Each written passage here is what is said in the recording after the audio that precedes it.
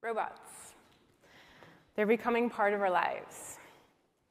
We're currently experiencing a massive increase of robotic technology in healthcare, education, transportation, the military, our households, our children's toys. And a lot of these areas raise ethical issues, and I'm not sure that our current laws are fully equipped to deal with them. So we have just a handful of scholars working on legal issues around robot ethics right now. And I think there needs to be more, and we need to be working together with roboticists to find and address these issues now. So to give you a quick overview, current issues in robot ethics fit into three broad categories. The first is safety.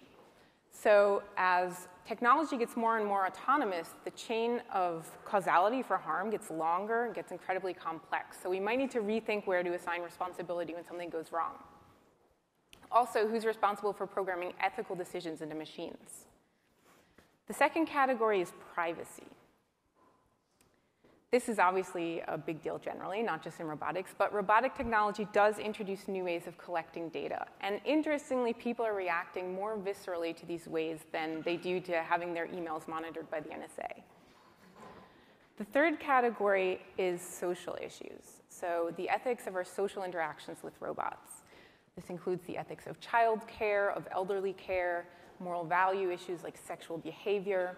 And this is what I'm particularly interested in and want to talk a little bit more about. And there's one aspect of this in particular that fascinates me, and that's our tendency to project lifelike qualities onto robotic objects. So studies are showing that we perceive and we treat robotic objects very differently than other objects. We project onto them. We give them personality and states of mind and intent and feelings, and we react to them, and they make us feel things like happy or guilty. And more robots are entering into our lives and our homes that are specifically designed to interact with us on a social level.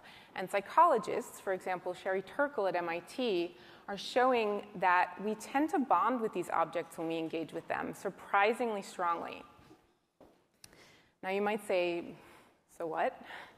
People have always bonded with objects. That's nothing new. People fall in love with cars and stuffed animals and phones.